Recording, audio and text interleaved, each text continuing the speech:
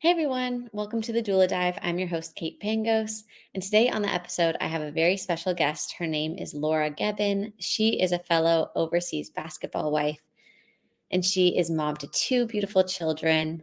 I had the pleasure of working with Laura and her husband, Martin, during her first pregnancy and delivery.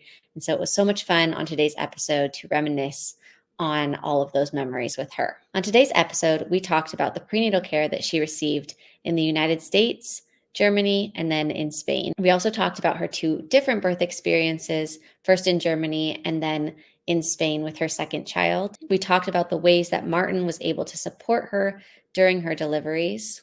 And finally, we talked a little bit about the paperwork that is necessary to apply for passports after delivering children overseas. I hope you guys enjoy today's episode. If you have any questions, comments, suggestions, or requests for future videos, or want to know more about anything that we discussed today, please let me know in the comments. I love hearing from you all and being able to customize these videos for you so that you can feel so empowered and confident going into your own births. So without further ado, let's dive in. Hey, Laura, welcome to the podcast. I'm so excited to chat with you today. Hi, Kate. Thanks for having me. I'm so excited. Okay, well, why don't we start and you can just tell the listeners a little bit about yourself and about your family, and then we can talk about your pregnancies and your birth stories. Yeah, absolutely. So my name is Laura Geben, and I'm coming to you from Manresa, Spain. I grew up in the States. I met my husband in high school. He is from Lithuania, and he came to the U.S. to play basketball. We met in high school. We did 10 years of long distance. I went to Georgia Tech in Atlanta for college, and he was up at Notre Dame. And then I went to Vanderbilt for grad school, and he came over to Europe and started playing basketball professionally over here. I bounced back and forth for the 6 years that he was playing professional. I was in grad school, and then I finished up with my PhD last summer. And now I'm here full time. And in that time, we've had two babies, one in Bamberg, Germany, and one here. So we are now adjusting to life as a family of four, and our youngest is 6 weeks. So very fresh. Amazing. I'm so happy for you guys. It's been so fun to just follow your journey. And, I had the pleasure of working with you guys during your first pregnancy. So that was amazing as well.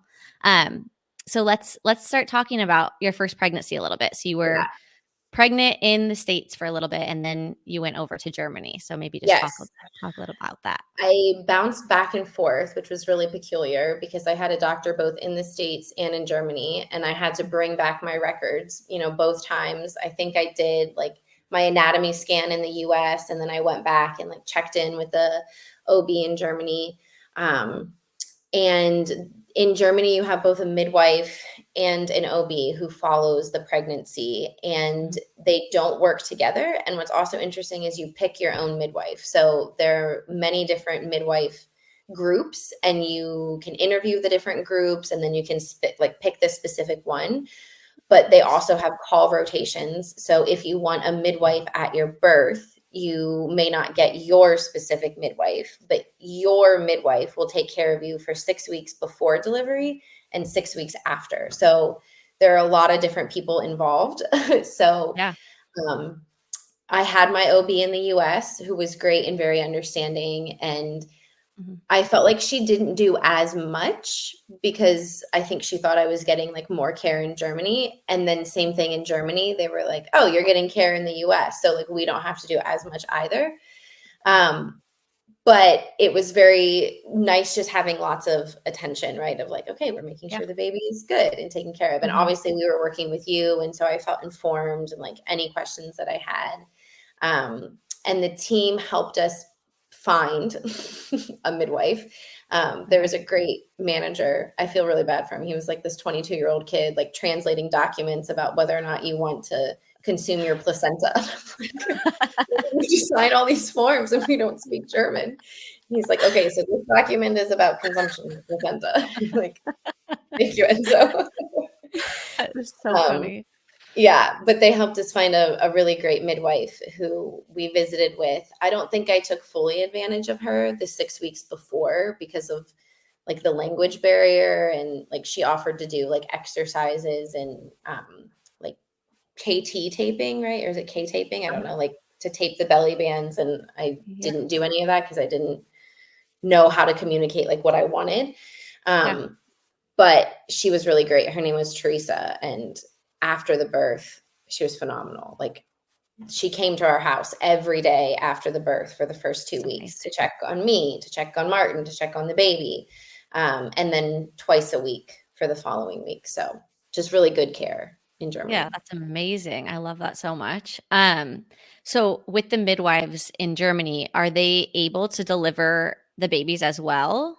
Yes. Okay. So there are birthing suites, like birthing studios, and then there's the hospital. And we went and toured the birthing studio of the midwife company that we went with. Mhm. And the reason I didn't go with them is because they cannot do any medical care whatsoever, like any medical intervention whatsoever. It's completely natural. And I knew that I wanted a natural birth. And from like our prenatal classes, I knew that I wanted to at least try, the Mhm. epidural free route.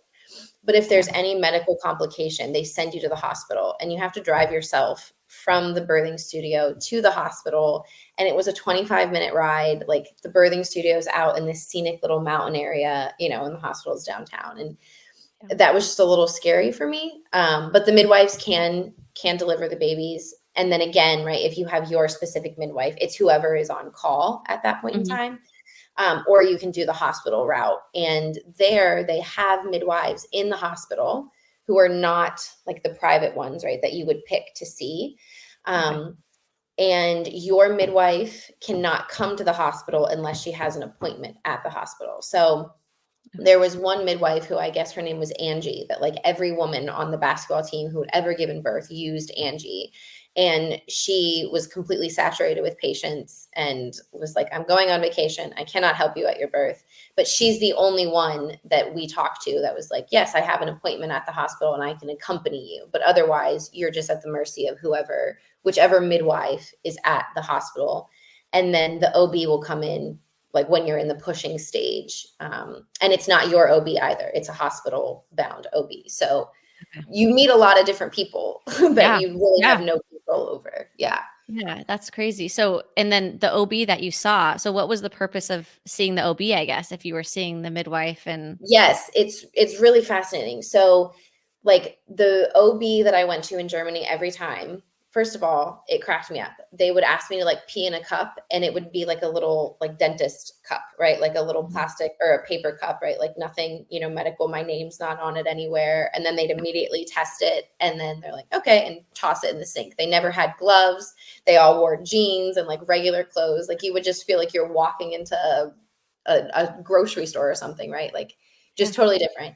But they were the only ones who did monitoring. And I would have to sit there for 30 minutes every time I went in and they would monitor.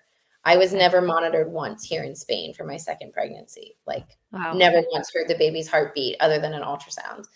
Um, but then after I did like 30 minutes of monitoring every time I went to the OB, then I'd see the actual German OB. She spoke really good English, which is nice.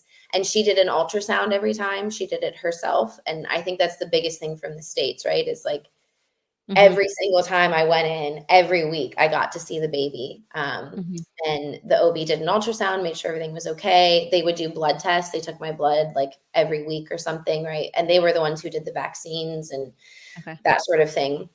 Whereas the midwife was much more homeopathic.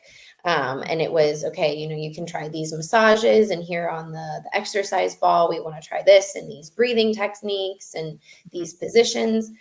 And then after birth, it was very much like helping with lactation, helping with, she would check my stitches, she checked my uterus, and like every day was really there and hands on, taught us how to give the baby a bath, like much Okay. more practical, I would say, whereas the OB was very medical.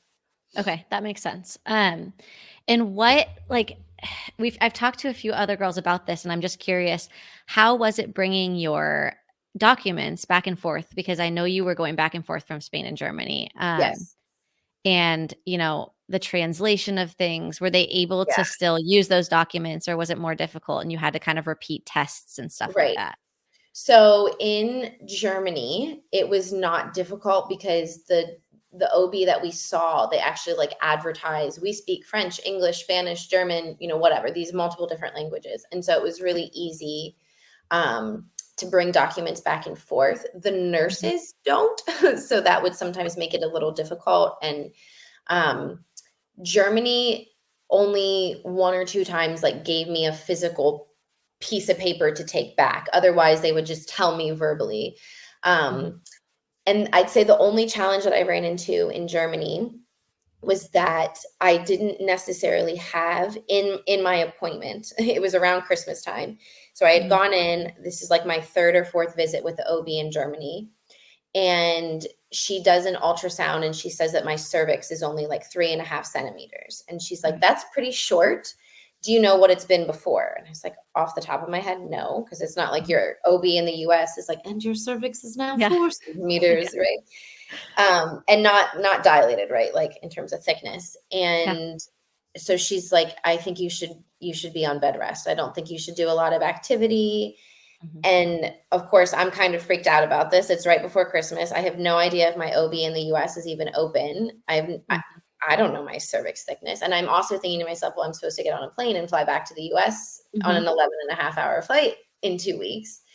And it ended up working out. Like I messaged my OB in the US and she's like, nope, your cervix has been 3.5 centimeters since your first, visit here. Like you're totally fine. Don't worry. You can move around. But that was the only like complication, but it kind of worked out. In Spain, it was much more difficult because nothing is digital here. At least it wasn't until the end of the pregnancy. And so I saw multiple different doctors, as I'm sure we'll get into when we talk about my second. But that was more difficult because I physically had to take papers back and forth. And every time I saw a different doctor, they gave me a different due date. And so I think I had 5 different due dates, which means I had 5 different, how far along are you? And when I went to see the midwives here in Spain and I had my US documents, they were like, these are perfect. Like, I don't know exactly what the words are, but I know what the numbers are, and numbers are universal, right? Everyone can read a number. So she was super grateful and no problem. But going back to the States, they were like, wait, why do you have so many different due dates? So that was a little tricky. Yeah, no, that makes sense. Because I just know also with even just bringing the kids back and having the vaccine stuff, like every time I go back to the US, they're looking like, what is this? Trying to translate and stuff. So and I do remember with our second, like going from Russia to the US, it being difficult. I had to get everything translated to English. And so I think that part, sometimes we don't think about, just doing that life overseas, having to translate the documents is kind of difficult and just something to like keep in mind, Yes. Yeah. I will say this thing I've appreciated more about Europe is that they've like both in Germany and in Spain, they gave me a book to keep a track of everything. And I wish they did that in the US. Like, here, bring this book with you to every pediatric or prenatal visit. Like that'd be so much easier. Yeah, for sure. It makes it like a lot easier in terms of going within the country to different places.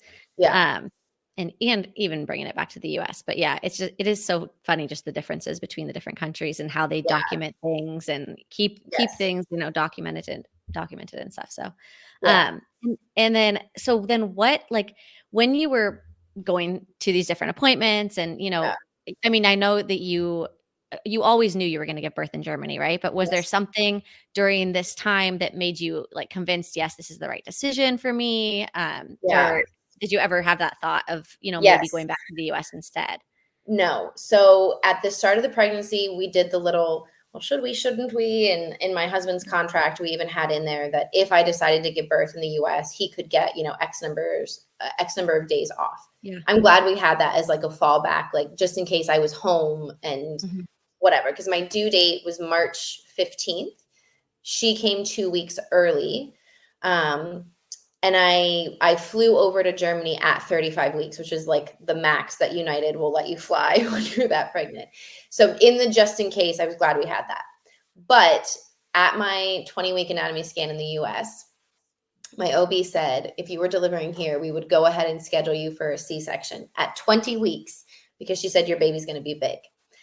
And my husband is 6'11". There was never going to be a chance that the baby was going to be small, right? Like this baby was destined to be in the 99th percentile.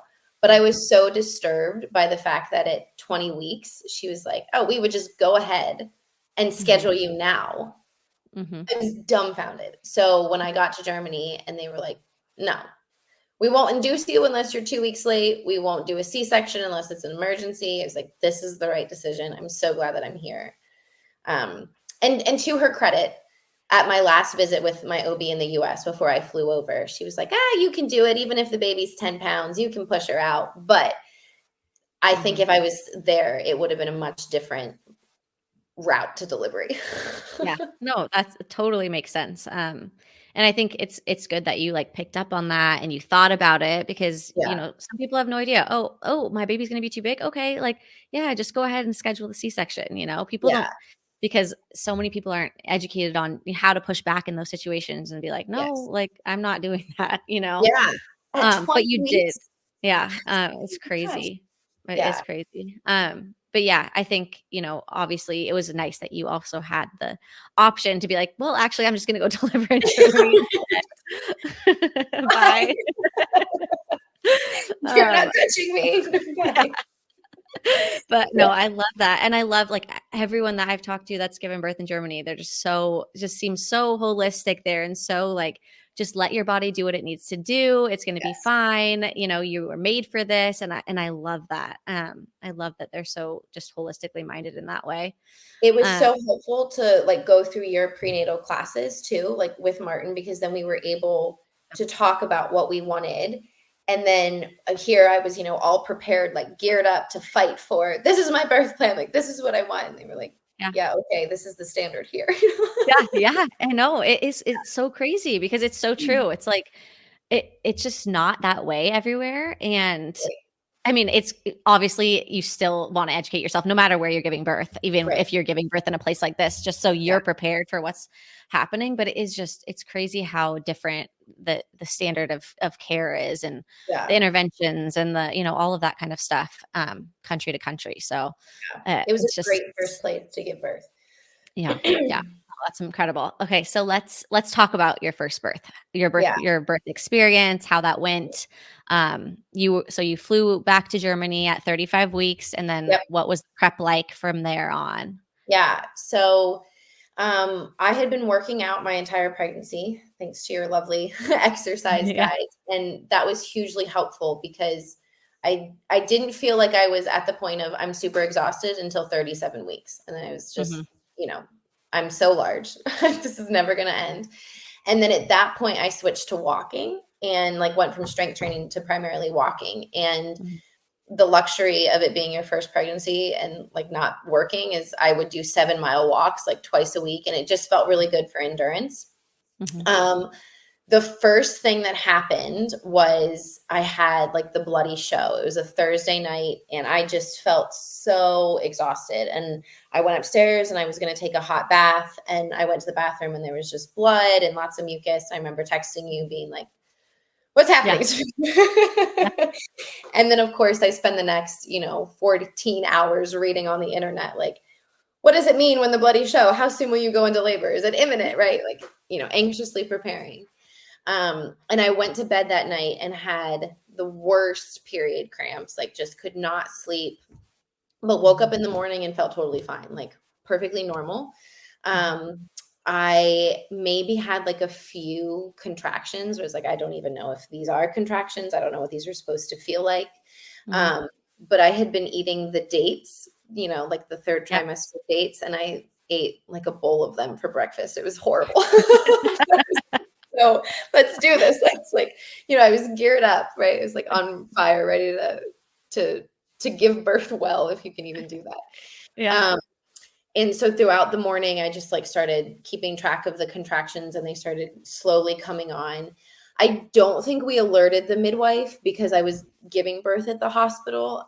So I Mhm. don't think at any point we told her. I think we just waited until after the Okay. baby was here, our daughter, Adriana. So I'll just start calling her Adriana. Yeah. And then the contractions started to get regular and more intense. And the only thing that I regret compared to my second was that I did not eat once the contractions started getting regular. And Mhm. so I would say the last thing I ate was like at 2:00 in the Mhm. afternoon, and it was grilled cheese and tomato soup. It was a Friday during Lent at this point in time. And so I was like, I will not eat meat, and I'm not going to put anything in my stomach that I'm going to throw up. That was a terrible last meal to eat. I had like no energy then. But we finally went to the hospital around 9:00. Like the contractions started getting really intense. I was grateful to have labored at home as long as I did. And again, we felt really prepared, like from having gone through your classes. I knew to be on all fours. That was the most comfortable position, like to be on the exercise ball, to try and walk. And the thing in Germany, which is also true in Spain, but I think it's a little less regulated here than it was there, is once you get to the hospital, they put you in like an observation room for at least 30 minutes, and they want to confirm that you're in labor. And because it's Germany, the COVID protocol was like up here. So Martin was not allowed to be with me. I had to be by myself. And knowing that this was going to happen, I wanted to be like for sure that I am in labor, because I don't want to be by myself in a room for 30 minutes, like in agony, or am I, aren't I? So we got to the hospital, and they put me in this little room, and I did not have a single contraction for like 26 minutes. I was like, oh my gosh, they're going to send me home. But they had been so regular, and like I was such pain, but of course everything stops, and I'm like playing that game with myself of you have to mentally relax. And and the nurse comes back in, and she's like, are you sure you're having contractions, because you haven't had one since the whole time you've been here? And right when she said that, my water broke, and I was like, yes. Like, take that. So Martin was able to come back. They were like, yeah, call your husband. You're actually in labor. And, he's aggressively texting you like it's happening. And at that point I was 4 centimeters. And by the time they, got me into a birthing room, I had gone from like 4 to 6 or 4 to 8, like pretty quickly, which was nice. It was a relief. It was uncomfortable because like as soon as I went into labor, they're like sticking an IV in my arm. They're doing a flu test. They're doing a COVID test. They're like getting a urine sample. And none of these things were being communicated to me. It was just like up my nose and, like here. And so I did not really enjoy that part. But we got into the birthing suite, and there was a bathtub, and I immediately asked to get in. And I spent most of the birth in the bathtub. It was a very fast birth. So we got there at 9, and Adriana was born a little after midnight. So super quick, but I attribute that to the dates and to all the exercise and like, trying to just relax as much as possible. So I labored in the bathtub as long as I could. And then I got really dehydrated and just really exhausted. The contractions were coming every 30 seconds. They were lasting 2 minutes. And I was like asking for an epidural at this point, and they're telling me it's too far along. And my husband's having to give me sugar water. I felt like a horse. Like he's like, all right, drink this, because they were like, she's reaching the point of maternal exhaustion. You've got to do something. And of course, we were more prepared. We had snacks in the bag and never once took them out, and Martin's suggesting to change positions. And I'm like, shut up. You don't know. But he was great. He was really great. But then I was fully dilated, but not fully effaced. And they asked if I wanted some Pitocin. Yes. Pitocin. Pitocin to move things along. Because I had tried a couple pushes and like nothing was happening. And I said, sure, at this point, like I'm exhausted. We've got to get this kid out. Yeah. And then things started happening really quickly. And the only thing I did not like about my birth, because I didn't feel like I had control over it, was the pushing stage.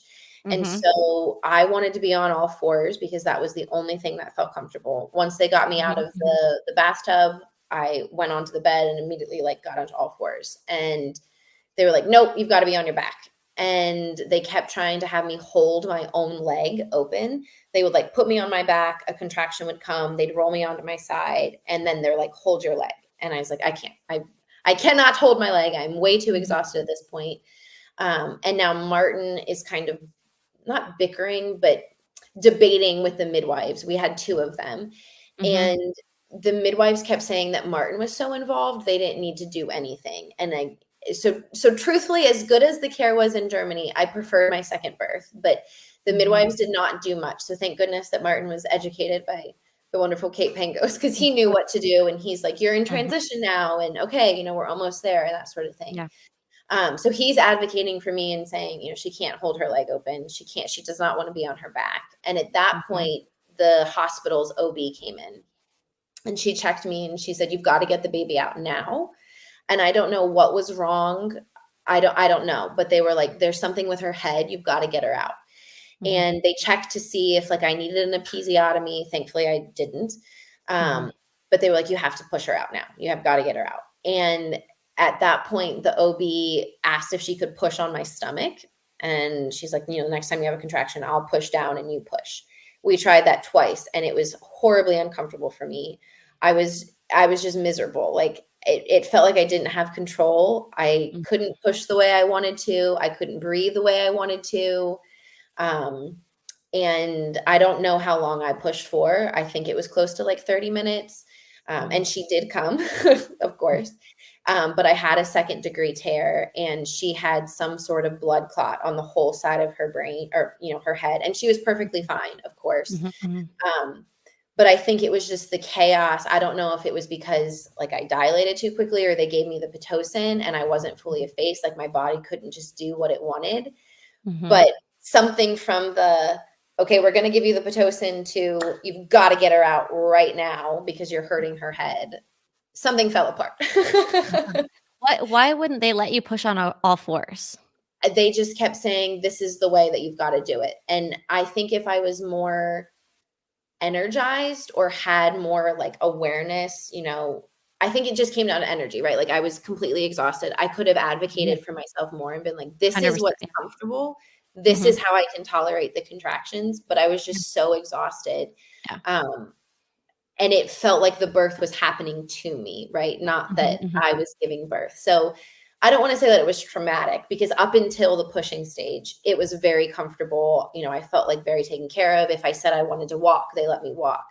The other thing I did not like was that because I had been in the bathtub for so long, they couldn't do any monitoring while I was in the tub. And then when I got out, they had me wear a belly band and they had the wire-free monitors on.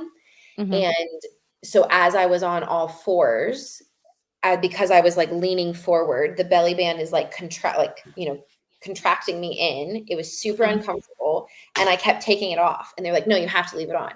So I'm on all fours and the midwife is putting these monitors back on me. And I'm trying to just be like, please get off of me so I can do what I need to do. Martin's feeding me sugar water. And it just was this is kind of falling apart a little bit. But things were just happening so fast. And I mean, I even ripped my own IV out because I was just so tired of things being on me. And so then they immediately come over and are putting it back on. And so she was born, she was 8.5 pounds and she was big. I don't remember how big she was, but she was quite big. But then it was nice because they, after she was born, they immediately did skin to skin. They immediately helped me start to nurse. They, anything that happened with the baby was right there next to us. And then as I was getting stitched up, they let Martin do skin to skin with her so that, I had time. They also gave me Pitocin again to deliver the placenta. And I don't think I had a say in that. I think they waited 10, 15 minutes. And then they're like, placenta's not coming. Time to get the show on the road, and gave me more Pitocin. And that was, again, uncomfortable because I got the chills. I started shaking. Placenta came, but, I would have just wanted it to come on its own at that point in time. Yeah. I'm surprised they didn't let you wait a little bit longer for that. Yeah.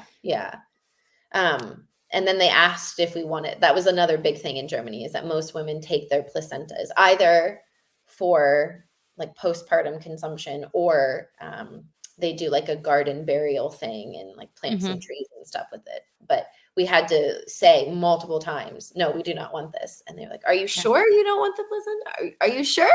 It's a great one. That is so interesting because obviously in the US, that's not super common. Now it's becoming a little more common for people to do the placenta encapsulation. Right. But there's not a ton of research on it yet. Yeah. It's just interesting that it's such a big, like, common thing to do there. Yes. Yeah. Um, yes. I remember my OB telling me that she had both of her placentas in the freezer. Yeah. And she's like, and we waited until we were done having children, and then we made a garden out of them. And like, and I respect that. I think it's beautiful. Yeah. I'm not going to do Yeah. that. Travel with your placenta all over the world. The airlines are like, what Bring it with you. is this? Yeah, no, but it is interesting to just, like, hear about, different cultures and what they commonly do, because I was just listening to a podcast the other day about placenta encapsulation, just because I also think it's fascinating. Like, and so many Yeah. people talk about how good they feel after doing it and taking it. I Right. did it with after my son. But it's like, it's just not in the States. We're just not doing research on it. And it just, Yeah. I would be curious to see the research that Germany has, if they have Yeah. any on placenta encapsulation, because I don't I know. mean, It's just, they told me to take, they never checked my iron levels, but they told me to take iron both in Spain, or, here and in Germany. They both told me to take iron for as long as possible. And I remember going back to the US and saw my OB, and she had my blood work from after birth. And she's like, your iron wasn't low. Like, how interesting that they even made you take it. And I think that was just a standard thing. So I don't know. yeah. No, I think you're right, because when I was in Spain, it was the same for me. Yeah. So it is interesting how they just do different things in their practices. So postpartum, so you delivered her, everything was fine. How long did you stay in the hospital after having her? So in Germany, they advocate that women stay in the hospital for a week after birth. That seemed a little long, only because at that point it was still COVID restrictions. So, and this was in 2022. So it's not like COVID was rampant, but Martin could only come for an hour a day. They had 2 visitor blocks, but he was not allowed to stay the night.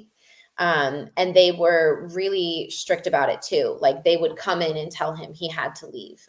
So it was actually very hard because I was completely by myself. Yeah. And as a policy, because they don't want to disturb you, the nurses would not come in from 7 p.m. to 7 a.m. So it was very difficult to be like by myself. I don't know what to do with Adriana. She wouldn't sleep unless she was being held. I was nervous about SIDS with her in the bassinet because, like, I'm a new mom, right? I've got these anxieties. Yeah. And they also really like the babies to be very warm. I was not allowed to bring clothes to the hospital. And so they put her in like a onesie and then a bodysuit over top of that, and then put her under this thermal blanket. And I was like, she's going to die. I know, again, like, just such a different world. Like, we always talk about that. Okay, why do they bundle their kids up so much? And in the US, it's like, just put them in a body and put them in the crib. Nothing Yes. else on. No blankets, Thinking, nothing. like, how many layers do I have to take off to do skin to skin with this poor baby? Like, all right, Adriana, we're getting there. Like, oh my gosh. So I didn't really sleep, and she didn't really sleep, and Martin would come, and that would be just enough time for me to take a shower and eat. And then they're like kicking him out again. So I stayed for 3 days. And the nurses were helpful. True to German form, they would say, oh, you're going to have to forgive me. My English is terrible. And then they spoke perfectly fluent English. So in terms of communicating in the hospital, we never had a single problem. We spoke English the whole birth. Everyone was perfect with English. But I stayed 3 days, and then we asked to go home, and they were kind of surprised. Like, are you sure you want to go home? Are you sure you want to go home? But we were sure. And then we texted the midwife, and she came the very next day that we were home, and then came right every day for the next 2 weeks. So I only ever saw the OB again that I had gone to during prenatal care at 6 weeks after birth. But other than that, I was handed off to the midwife, and she was great. She gave me this like phenomenal cream for my stitches that I brought with me for the second birth. I was like, heck yeah, I'm going to birth that. And it was also kind of funny too, because it was our first birth, we didn't know that some of the things that the midwife was giving to us were not normal. But to help with the like umbilical cord, they give you this special kind of wool. and it's supposed to like dry out the umbilical cord, and it's supposed to be antibacterial and like to keep everything clean, and you just wrap it around the little cord. I mean, the midwife would come and give us a little list, and then Martin would go to the German pharmacy and just, come back with these goodies. But we brought that wool here because Adriana's umbilical cord fell off. No problem. We just assumed that it was normal. And I wrapped it around Vincent, our son, so our second. I wrapped it around his umbilical cord, and the nurse comes in and goes, "What is this? What is this?" And like she was thinking it was like an infection or something. And I was like, no. It's German wool. Okay, why do you have this? And I explained the whole thing, and she goes, "Okay, well, it's not necessary, but that's cool." Oh my gosh, that is so funny. Do you know what the cream was that she gave you for for your so I can even send you a picture of it because I still have it upstairs. But it is like this German specialty cream of like different oils and beeswax and honey. And she said that I could even apply it like when I was learning how to nurse. She's like, you can apply it directly to the breast. It will help with chafing. It will help with swelling. And she's like, I would take it off before you nurse again. But I mean, it did, like any little, wound that I had, like it cleared it up right away. So wow, I love that. Yeah. I'd love to like just put that somewhere in the comments for people. So definitely. they can see. Just because I've never heard of that. So that's really cool. Okay. So, and then postpartum went well. Breastfeeding, did she help you with like the latch? Did you have any issues with that? She did. I don't think she was as fully informed as I would have wanted her to be, because I ended up getting thrush, and there were like signs that it was coming. So she was very helpful in terms of like, yes, position looks good, but I had way more milk than I needed to. So I never had mastitis, but as soon as I would get a clog, I would get a fever. And like, I mean, it would happen instantly. And like, I would put her, like in the baby wrap, and I'd take her out, and now I have a clog, and I have 102 fever, and I feel like I have the flu. And we would message her, and she was like, yes, apply a hot compress and a cold compress and take Tylenol. And it was like, okay, this is good. And then she'd come to the house the next morning, and I would say, okay, like clearly my breasts are extremely red. They're hard as rock. They're swollen. I still have a fever. And she was like, I think you should pump a little, but not too much, but then feed the baby and then pump to completion. So like some things there, it was just, I wish I would have had a little bit more like, okay, I think I need a lactation consultant to be like, this is actually what you need to do. Yeah. Then as the milk supply kind of regulated, I started getting really itchy, and I am like Googling to myself, something is not right. Like I am very itchy. We're looking in Adriana's mouth. She has a little bit of like white splotches. And I am asking the midwife every time she comes, like, do you think this could be thrush? Do you think this could be thrush? And she's like, no.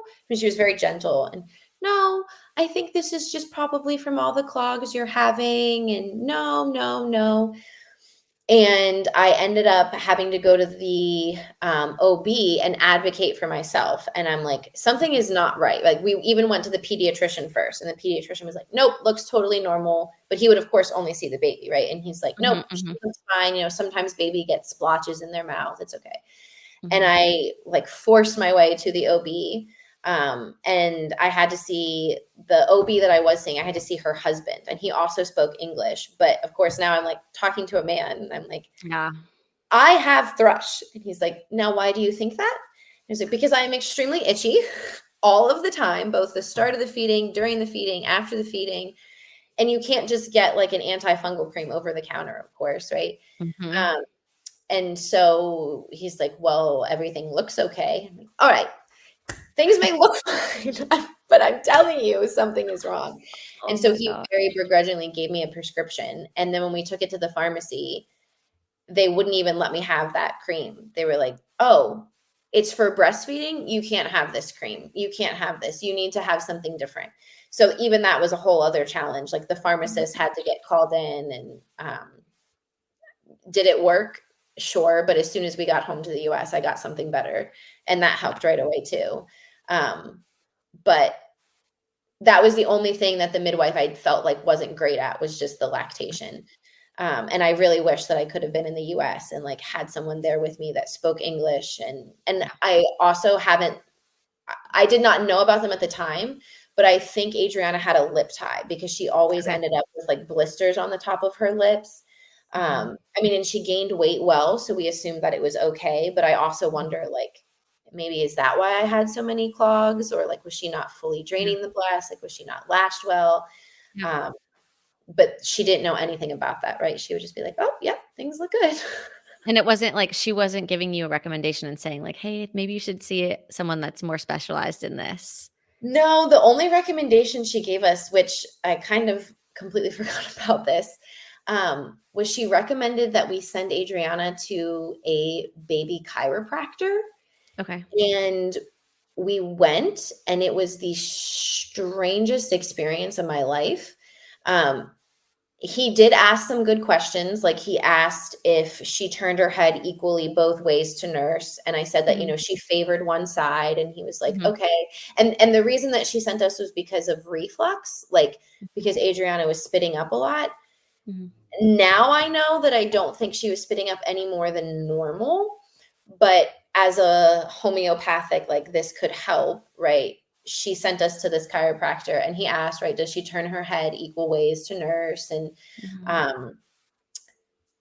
it was strange, Kate. It was really weird, and I wanted it to stop, but I didn't know how to like end the appointment. I mean, he didn't hurt her or anything, but he would just kind of hold her.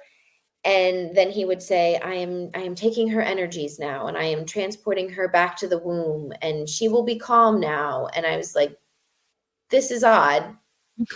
Why is this happening? It was weird. It was really weird. And we left, and our midwife was like, do you want to go back? And I was like, no, thank you. Oh, that's so interesting.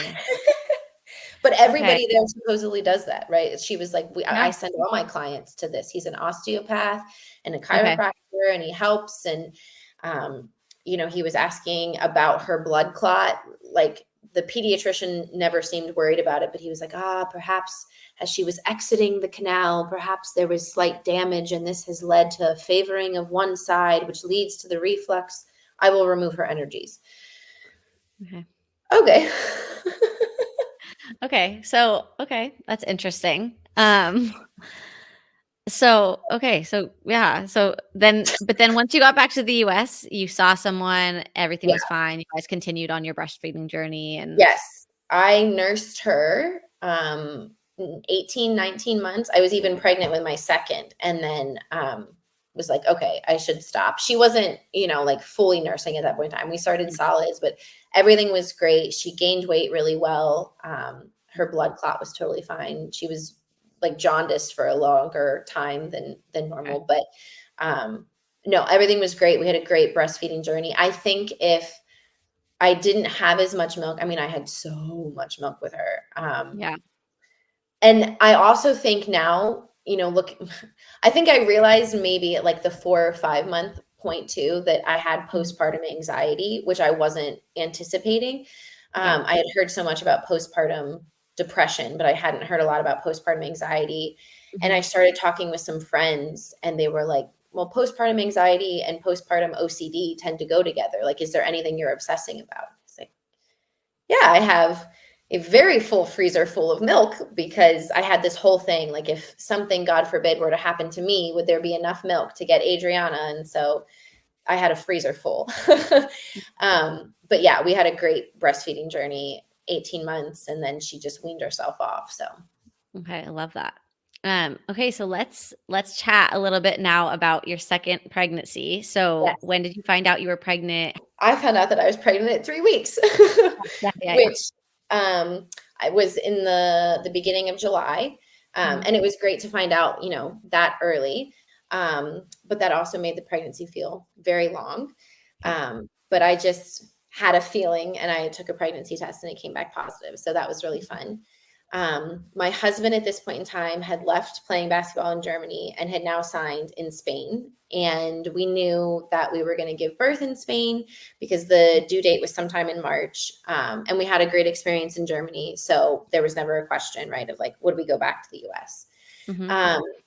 And we were leaving for the start of the new basketball season when I was going to be like just about 7 weeks. And so I went in and had an ultrasound. Mostly I wanted to confirm that it wasn't twins.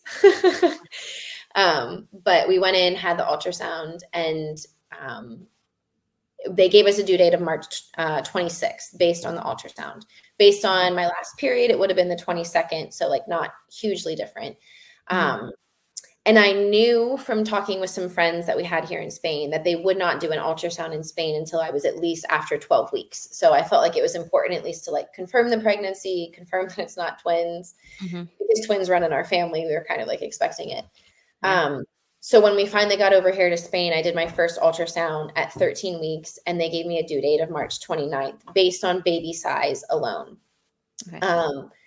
And there was a little bit of complications with the ultrasound because I guess here in Spain, they test for Down syndrome at 13 weeks. And it's because the limit for abortions is 14 weeks. And so they want to get you in before, like, to confirm that. And they do a Down syndrome diagnosis based on both a blood test and an ultrasound. And so there was just a little bit of complications with that because of the dating problem, right? So based on my last menstrual cycle, the due date should have been the 22nd. Based on the US ultrasound, it was the 26th. And now they're trying to say that my ultrasound the new due date should have been March 29th. And so they can't decide when to do the blood test, when to like give me. So they're starting to get some complications. Because I am a US citizen and didn't yet have like a residence in Spain, I could not go through the public system. So I was seeing private doctors. And the first visit that I had was just with any OB who was available. And then they decided that I should go see like an OB who specializes in babies and moms and that sort of thing. And I went to see him, and I don't remember for whatever reason, I think he had too many patients, but he gave me to another one of his colleagues. And so now I'm on my third Spanish doctor, and I have had different ultrasounds, but now I have a due date of March 31st. So we've changed a lot. And I knew when I ovulated, so I was still thinking like, okay, I think the baby is going to be born closer to like March 22nd based on what I know. And they keep kind of pushing it back, but my daughter came 2 weeks early. And so we're just trying to get some sort of an idea of when this baby's going to come.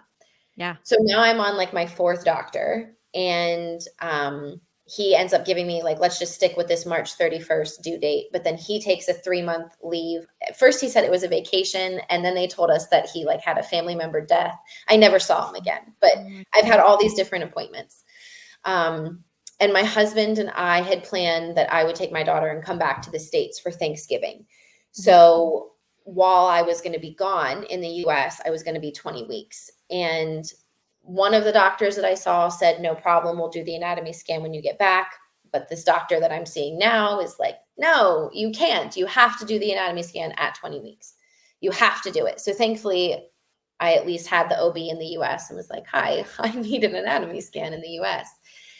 But again, that was really complicated because they asked me at the start of the ultrasound, how far along are you? And I was like, well, I could be 20 weeks. I could be 18 weeks. I could be 22 weeks. I honestly have no idea. So then they did all of the baby's measurements based off of the original, like last menstrual cycle due date of the 22nd. That also proved kind of complicated because when we got the results back, baby's measurements were all over the place in terms of like his abdomen was really, really small and he was really long, again, because my husband is 6'11", but that led to like more complications with the numbers, right? So then I come back to Spain and I am now seeing a new doctor. So this is doctor number 5. Thankfully, I saw him throughout the rest of the pregnancy, but I have to bring all of my records. He's like confused as can be. And he decides that we're going to use the March 29th due date because that was the first Spanish ultrasound. And let's just stick with that and go. So now when he's looking at the anatomy scan measurements, he's like, well, none of these really make sense because you were actually 18 weeks at that point in time. Like, right. It was just so complicated. Was my care good here? Like the prenatal care was just right? Okay. Every time I went in, they did an ultrasound, but Mhm. they didn't do like any baby monitoring. They only did 2 blood tests, one at first trimester and one at third trimester. Okay. It was just very kind of like laid back, and things didn't really pick up until I had to go get registered at the hospital and I had to speak with a midwife. And at that point in time, I was somewhere between 35 and 36 weeks. Um, and she was like, you don't have a third trimester ultrasound. You don't have any blood work that's recent. You haven't done any cultures. You haven't done this. You haven't done this. You need these things. And so I went back to the doctor and I was like, hi, I need these things. And he was like, no, you don't. We've got 3-4 more weeks to wait. So there was just so much complication. It was really stressful. I had to get my own Tdap vaccine. I had to physically go to the pharmacy, get the prescription myself for the Tdap vaccine. Yeah. And then I had to go find a provider to give it to me as well. Like that Mhm. was something I had not ever experienced in the US. Yeah. But the prenatal care was just, and I think it was because most women go to the midwife in the public hospital and they get really hands-on care. Like when I was talking to my pregnant Spanish friends, they were like, this should Mhm. be happening and this should be happening. Like you need to see a midwife. But I literally could not see a midwife because I didn't have the public like health insurance. Yeah. Yeah, I think that's everything like up to the And birth. what was like, was this just the private doctors that the team had used in the past, or who were these doctors that you were seeing? Yeah, so it was also a struggle to get health insurance here because since we arrived, like physically arrived in Spain already pregnant, the pregnancy was considered a pre-existing condition. Yeah. And so the team started out paying for all of the appointments, and then somehow they worked it out with like an insurance company that sponsors the team. Okay. And then we had an insurance card, but we could only go to the private hospital here in town. That was the only place that we could go. Okay. And they just have a women's center. And like I would call in for an appointment, and if I'd say, yes, I'm seeing Dr. Ramos, they would be like, yeah, okay, well, he's booked. Okay, what do you want me to do? And they're like, well, we'll let you see somebody else, but you have to bring all your records because he's not going to see you long term. And that was really frustrating. Like there was just Yeah. such inconsistencies. And there were even inconsistencies between the nurses at the desk and the doctors that we would see, right? Like the nurses would say, oh, you can't see this provider, or, you're going to have to see this provider. And then I would go in and see the doctor, and he's like, you go back and tell those nurses you're coming back to me. So thank goodness that I speak Spanish and could at least, like, hello. Yeah. Yeah. No, it's so true because that's so confusing. And I don't know, like, I guess because you're in a smaller city, right? Yes. Like Yeah. there's the options are just like limited in that way. Yeah. Because I know like in Barcelona, I mean, there's just so many obviously more options to go Yes. to. And it was just different. Like when I was pregnant there with Olivia, the private doctor, what like I saw her every single time. It was, but I was talking to someone else that gave birth in Spain, and she was kind of saying a similar thing, and I was like, oh, this is so interesting because I felt like the complete opposite. I was like, this is Yeah. amazing. Like I see the same Yeah. person every time. She was like very hands on. The appointments were long. It was like everything was just smooth. And so I thought it was always like that in Spain, and Yeah. um I think it's obviously dependent on where you are also, not just like country based, but the city Yeah. obviously makes a difference too, just to keep in mind for people. And But I think the other thing that was difficult too is that because I was seeing the private doctor who doesn't normally see as many pregnant women, he mhm, didn't remember certain things. Like there was even at one point that he told me, so you're my client that's farthest along. And that's not to say that Spanish women can't see the private doctor. They can. mhm, It's just, they like pay out of pocket for it, right? Or they have insurance and they have to specially go and do it. mhm. But at one point he was like, oh yeah, I forgot. You've got to get a vaccine, like the Tdap vaccine. And he was like, we should have done this 5 weeks ago, but it's all right. We're not that bad. It's not that bad. It's all right. And it's like, hello. And I mean, another thing that was complicated too was that like I did the diabetes test and I did the 1 hour test, which that's another thing is I did with my first pregnancy, I did the glucose tolerance test in the US and I only had to do the 1 hour test, but in Germany they always do the 3 hour test. So just something else that's different. But here they let me do the 1 hour test. And my doctor told me to fast beforehand. And in the US, they didn't I didn't have to, but here they told me that I had to fast beforehand. And I failed by 1 point. I was 141 and I was so mad. And I ended up doing all of this research and I found that like 70% of the time that women fail, it's because they're fasting. And I was like, what is this? And I ended up talking with the midwife and she goes, no, you should never fast before. Like, again, so the midwife says one thing and the doctor, and so I had to do the 3 hour test for nothing, which was that, I mean, was it bad? No. Did I survive? Yeah. Yes. But it was obnoxious to have to go and do it. Yeah. All because he was like, yeah, you need to fast. And then the midwife, of course, was like, no, that's terrible practice. So. Oh my gosh. But with that being said, the prenatal care was definitely better in Germany. Maybe if I had been in the public hospital, it would have been better. The birth was way better here in Spain. Okay.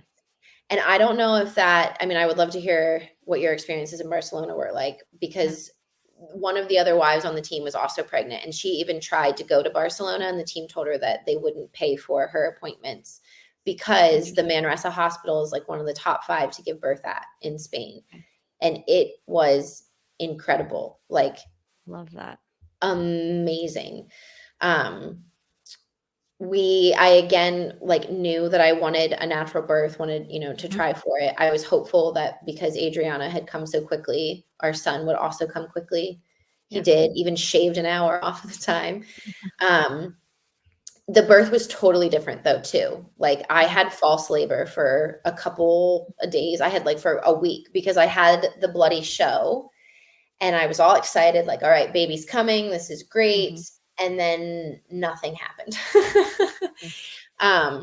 And I would have nights of like super intense Braxton Hicks that then turned into something real that then just completely stopped. It would be like every 5 minutes, I'm having a really intense, painful contraction. It completely stops. And that was really frustrating, like mentally more than anything. I was so fatigued from the pregnancy because I've had 7 nights of like no sleep and intense contractions that led to nothing. We ended up going to see my doctor on a Tuesday evening. And again, that was a little like concerning because he's saying like, yeah, you were only at 37 weeks. I think I was really at 38 weeks. And he's like, you're only at 37 weeks. No, I guess he thought that I was 38 and I thought that I was at 39. Doesn't matter. And he's like, so we don't have to worry for like another 3 weeks about inducing you. And of course, I'm now thinking to myself, like, well, what if I am actually closer to 39 weeks and I go over? And he's like, yeah, your placenta is pretty calcified at this point in time, but that's normal. And I'm like, do I need to be worried about if they are going to induce me? Like, is there going to be enough oxygen? And because I didn't know anything about placenta calcification, like, and he's like, yeah, we don't have to be worried. But I asked him to check me. I wanted to know if I was dilated or effaced at all. And he's like, are you sure? We don't really do that. And I was like, no, I want to know. And thankfully I was 3 centimeters dilated and fully effaced. And I'm hopeful that like all of those contractions were like fully effacing me. Right. And in hindsight, I'm glad that I, like got something out of that. Right. Yeah. So then the next day it happened and I almost didn't believe that I was in labor because the contractions were so different. Like with Adriana, they were the typical, what you read about, like start in the back, they're a wave, they come into the front, they move down. These contractions only felt like a really, really intense period cramp. And I wonder if that's because like I just needed to dilate this time and not efface, right? I don't know. the thinkings that were going through my head as I'm having these contractions. I was like, it's because I'm already fully effaced. It's because this, but they were just really super, super intense period cramps. And we got to the hospital. It was my husband's decision to come to the hospital because I was like, no, this isn't labor. Like they were only 30 seconds, right? And here with Adriana, they were 2 minutes and these were only 30 seconds. They came so randomly, like every 5 minutes, then every 7 minutes, then 3 minutes. But they didn't stop. And we got to the hospital and it happened so quick. When we got to the hospital, I was 4 centimeters and that was like 7:30. 20 minutes later, they checked me. I was at 6. 20 minutes later, I was at 8. 20 minutes later, I was at 9. And what was amazing was that there was no pain in between the contractions. Like with Adriana, where I was super exhausted, no pain in between contractions. This time we were smart. I ate the entire time. Like we were at home. I am like eating an apple with peanut butter. I'm like drinking a protein shake, like anything I could to try and like keep my energy up. I'm eating Jolly Ranchers the entire time in the hospital, like just trying to stay on it. So I felt so much more coherent. And then my water didn't break until I started to push. And I kept asking, like, should we be breaking my water? Should we be breaking my water? And they were like, no, it's better. The longer you wait, the better, which I didn't know. Yeah. The midwives were so involved. So they asked me as soon as we got to the hospital, natural birth or do you want a medicated birth? And then they put you in different rooms, at least in this hospital, right? Based on what you want. And so again, my room had a bathtub, it had a shower, it had a birthing ball. They had a whole projector screen if I wanted to watch a movie. Oh my gosh. Water, like a flowing water sound, essential oils. They had music. They dimmed the lights. They made the lights whatever color I wanted, like a spa experience. It was amazing. It was everything that I could have wanted. They did have me do a birth plan. I brought that with me. I don't know if it was ever looked at because they just asked me everything verbally. Yeah. I didn't have to do any of the like, do you want to wait? We're going to see if you're really in labor. There's none of that. So it was quite nice. And just 3 pushes and he was out like super quick. First push, water broke. 2 pushes later, he was out. And I got to do it exactly how I wanted. Like they asked, what position do you want? And I said, all 4s. What do you want? I want the birthing ball. And they were on it.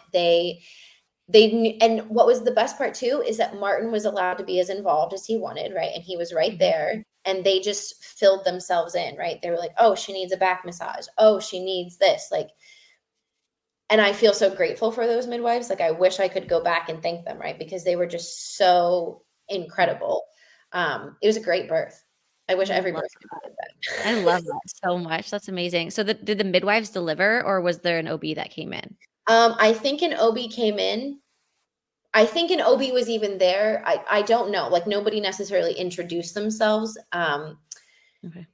It went from, and I think it happened even a little quick to their surprise, right? Like because we got there right at shift change. So like at 8:00, they like get us into like a room and he was born at 9:28. 9:58. So it was like an hour and a half then, almost 2 hours, right? Between we have come in, we have met the person, and then this child is born. Because when I started to push, they were like, you do what your body needs to do. And then my water breaks and they're like, whoa, we're not ready. Hold on. And like a whole team of women came in, never talked to him, never anything, right? He's born. I'm, finally free. And, they're like, yeah, great job. And then people left and they gave us our space and immediately skin to skin care. They were also very on me about skin to skin care. Like if I put a blanket over myself, they're like, no. Nope. You've got to be skin to skin.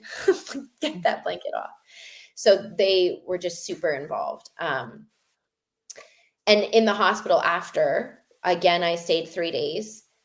Amazing care. He had his own team. I had my own team. They came every 3 hours, right? Like a pediatrician came, a pediatric nurse came, a lactation consultant came, an OB came, a midwife came, just a general nurse came. They were on top of it. And I so much preferred that to what we had in Germany. I so much preferred them coming in and waking me up in the middle of the night to ask if we needed anything, to make sure everything was okay. The actual like lactation consultant here. I mean, I had one in Germany, and she was helpful, but I only saw her for like a 10-minute period as I was on the way out of the hospital. This one here, like checked the latch over and over. And she was like, call me back anytime, just so good. Like so good.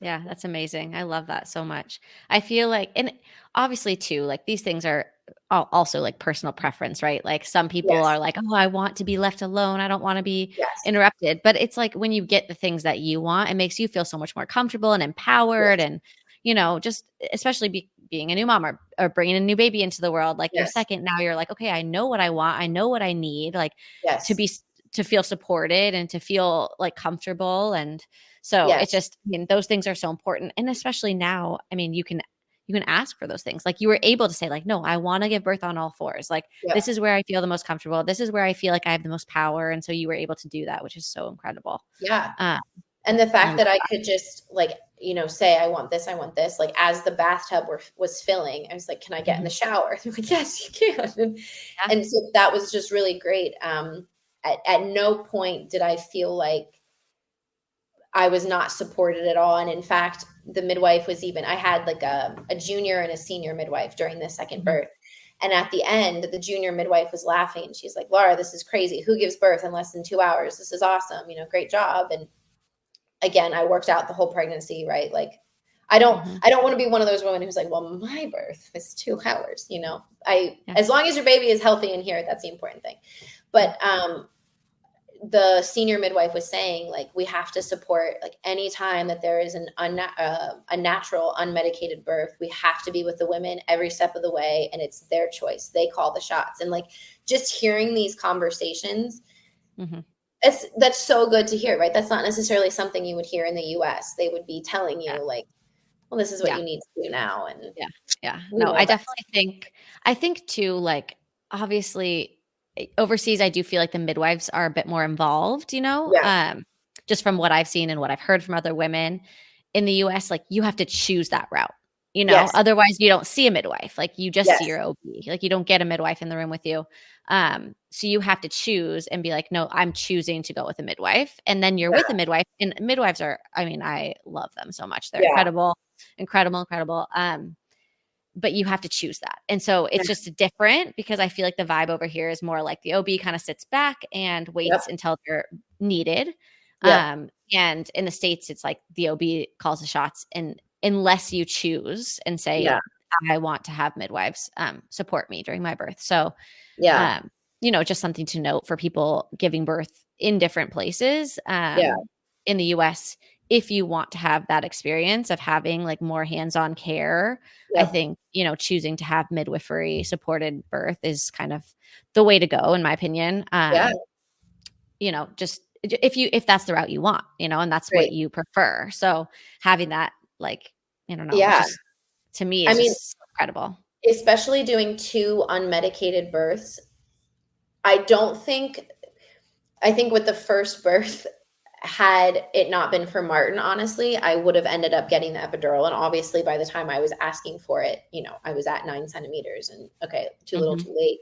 But with the second birth, there was never a point in time where I was like, I want this, because I felt so, supported. Like there was even a moment, like they made Martin change clothes, which I thought was funny. But only his shirt. It was like, come with us, sir, you need to change. And they made him change his shirt and then put on little shoe covers. But anywho, so as he was out of the room, I was having a really, really, really, really intense contraction. Like I'm in transition at this point, right? And one of the midwives like can see that this is happening, and she just immediately comes down and is like holding my hands and is eye to eye to me, and she's like, together we're gonna breathe. And I was like, I can do this. I've got like this team of women behind me. Like this is perfect, and so just feeling so supported, like in those moments where you're vulnerable and not feeling like, oh, do I have to make a decision right now, or whatever. It was like, okay, this is good. This is good. 100%. Like I'll say an example from my birth too. Like, I was giving birth in the States. I chose to go with midwives because I just knew that that's what I needed. and I was going for a VBAC. I had a C-section Yeah. with my first. And so I will never forget this moment that this OB came in. I had been pushing for a while and it wasn't happening. He was stuck. And the OB came in and said, like, I could hear her and said to them, we need to start prepping for a C-section. And I was like, there is no way. I had a really long labor and really long pushing stage. And I was like, I'm not having a C-section. Like, I've come too far. There's no way I'm having a C-section after this. And the OB left the room, and the midwife said, basically, F no, like, you're not there. They were like, you're going to do this. And they were just so supportive. And it made me feel so just empowered. And I was like, yeah, I'm going to do this, And I was like, why did they, like, they come in and they put this doubt into you. And I was like, at first, like, oh no, like, this can't happen, and they were just like, no, don't even put that thought into your mind. You're not there. We're not doing that. You're going to push this baby out. It's going to be great. Like, you're doing so amazing. They were so empowering. And so I have so much respect for the midwives, because they really do. They just empower you and just, I just love it. But I'm so glad that you were able to experience that. Okay. So then postpartum, you stayed in the hospital 3 days. And then what was the care like after that? Was it similar to Germany or not really? So I think if I had been seeing a public midwife, I would have gotten different care. Because the midwives in the hospital, they were great. And they were like, yep, follow up with your midwife. And I was like, well, I don't have a midwife. And they're like, well, find one. And it all came back down to that public versus private situation. The women I know that have had a public midwife have had care very similar to Germany. I don't know if they do in-home visits as the standard, but I know that they are an option.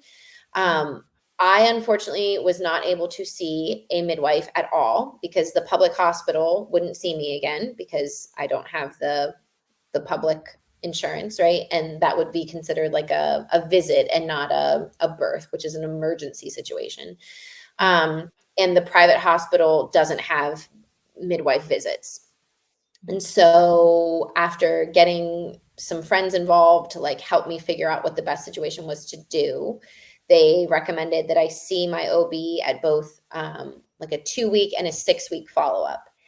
And who decided that? Which of the people at the Women's Center decided that? I don't know, because I showed up at my doctor's office and he was like, why are you here at the 2-week visit? And he was like, well, they gave me a 2-week and a 6-week visit. And he goes, well, 6 weeks would have been better, but you're here now, so we might as well see you. And like, he did an ultrasound and confirmed that everything was all right, like, but never did any blood work or never, never was like, hey, let me check your baby's latch or how is the baby or any of that sort of thing. And he was like, yeah, cancel your 6-week visit. I can't do anything more for you than I've already done now, take some iron and good luck. So that, again, it was like, great. And then we fall off again.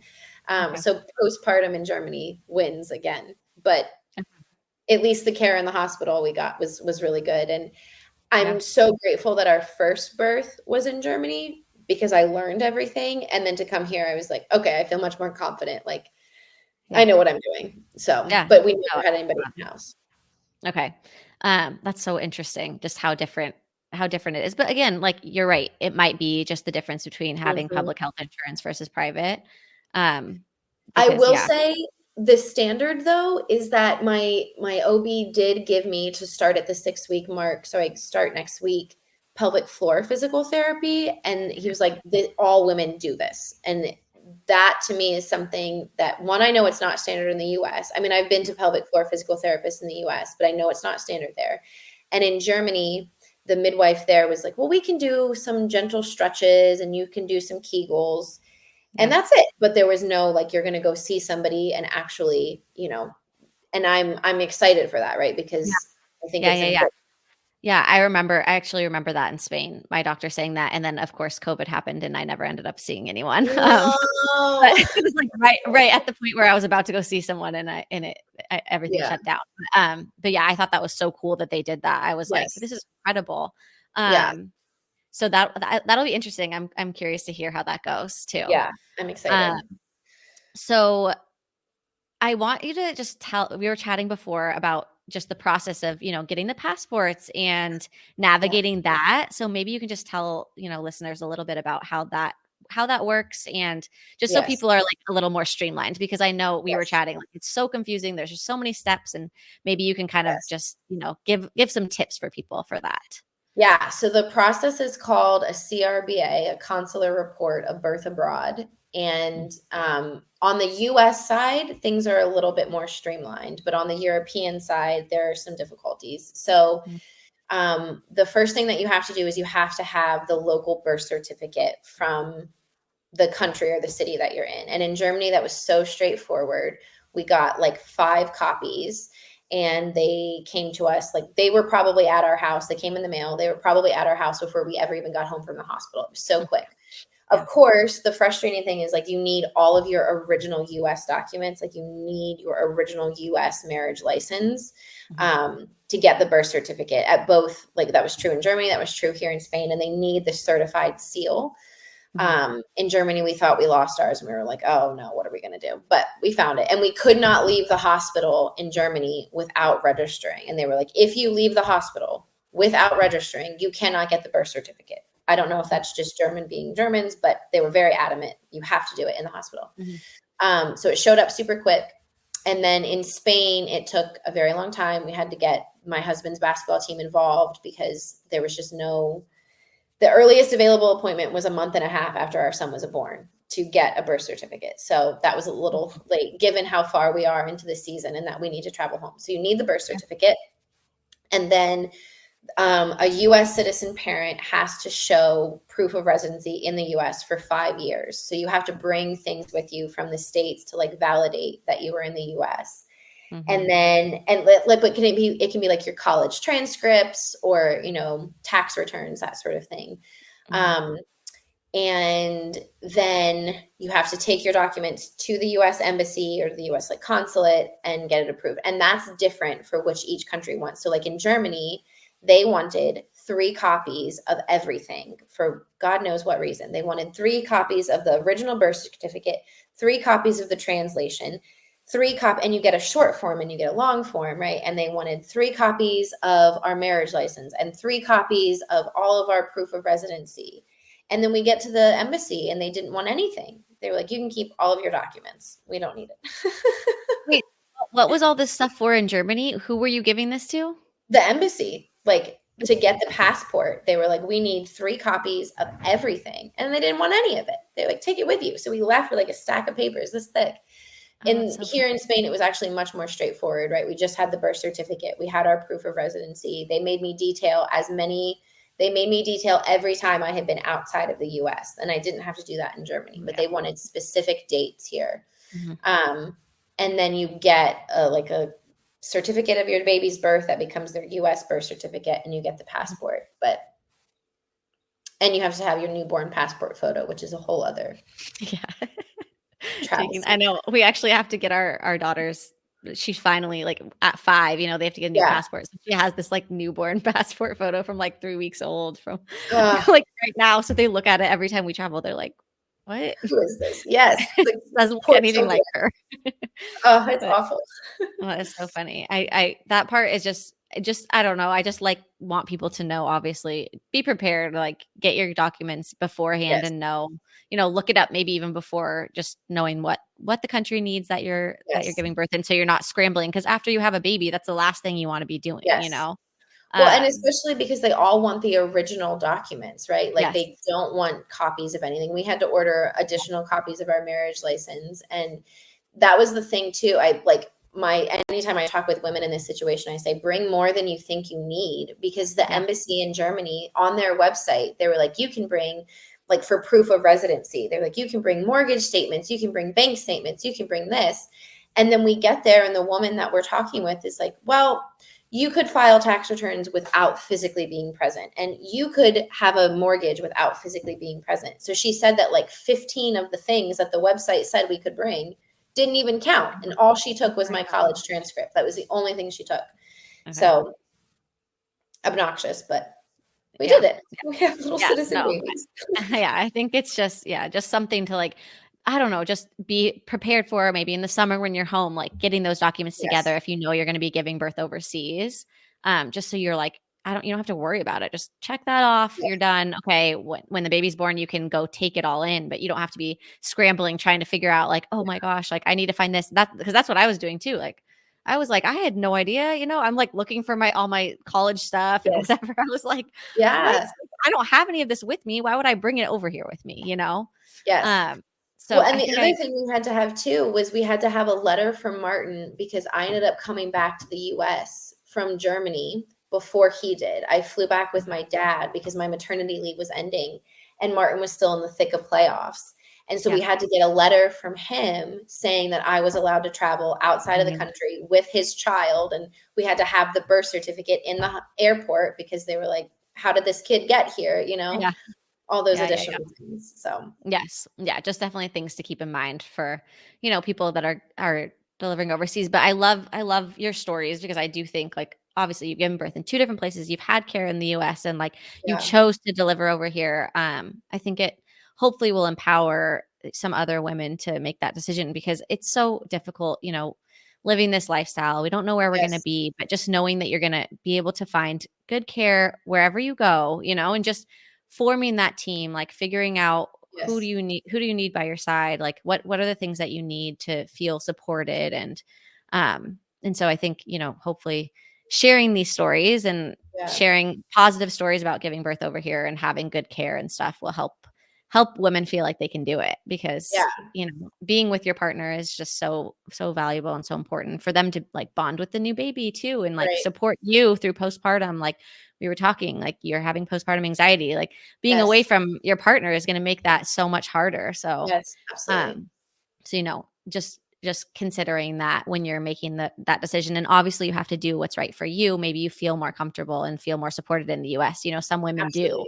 Absolutely. But just knowing that it's a good option to give birth over here, Right. and you can have a good experience too. So I think it uh, just all goes back to education. And we felt so mhm. empowered. Like we even went back to our notes from when we did our classes with you for this Yeah, second birth. We were like, all right, we know what positions, we know what we need, we know what yeah, these terms are, the pros, the cons, the risks, right? Like it's yeah. all it's all about empowerment. So Yeah, thank no, and I you.